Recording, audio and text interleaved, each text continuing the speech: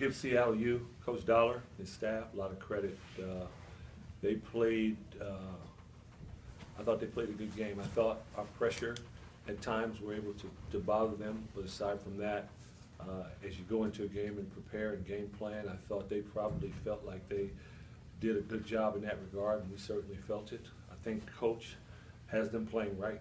I think he's done a great job of assessing his personnel and deciding what type of way they're going to play, and I think it's an effective way of going out playing basketball. It was a great game for us in that we hadn't faced that much zone all year, and we got a lot of reps in it. And our guys played and adjusted at times, and I thought we did okay. But it was good to see David Chris come in and come off the bench and play the way that he did. League Dime has 4 blocks in 6 minutes in the first half. He kind of set the tone. I thought there were several times that the Seattle U players were going to the rim and saw Malik and passed the ball back out. So he did a very good job, I thought, anchoring our defense in that regard. Coach, it seems like there's always an incident of some sort in this game, whether it's injury or whatever. We almost escaped without one. Yeah. You know, you and Coach Dollar talk about this. You know, is this something you guys need to address? Like Planet, like WWF? I don't know, but you know. No, we've never had that conversation. That incident that happened at the end of the game, that's not the first time that's happened this year. It's happened before. Basketball, things like that happen. There was no riot, there was nothing. Everything, control was kept. So you play basketball. Throughout the day, there were a lot of basketball games played. I bet you in many of them, things like that happen. So I don't see it as something that was just out of the ordinary. It just seems like in this series, sometimes that happens, but it's basketball. 2 teams competing, those things happen. He reacted pretty quickly on that. What was your vantage point? I just wanted to make sure nobody was kicked out of the game.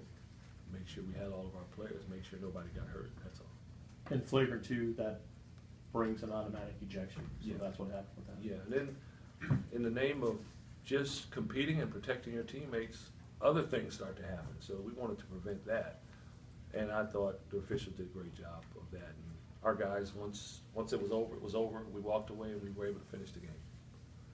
How would you evaluate your guys' half-court offense? Because, I mean, you said before the day is going to come when you're going to have to really rely on that. Tonight, there was no man-to-man being played. It was zone.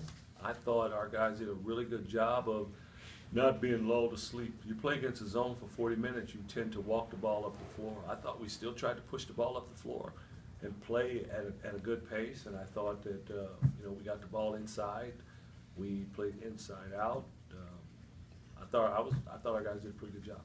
Coach, with Seattle, you closed to 4 points with 11 minutes left. You took that timeout. What did you tell your team?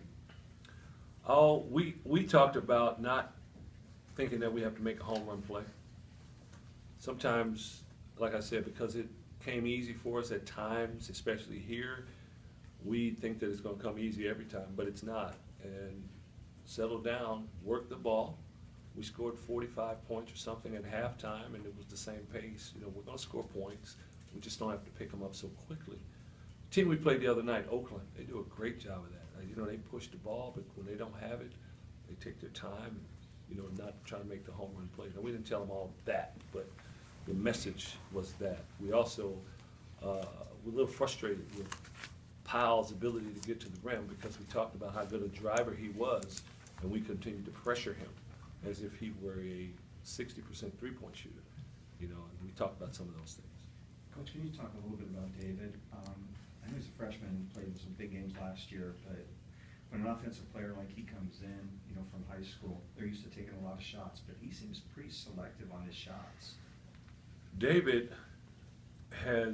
it worked out for him really well. I don't know if most people would look at it this way. He has Shaquan Aaron, DeJounte Murray, Juwan Piper, himself. All these guys are on his high school team, and they win big. He got other stars, other D1 guys.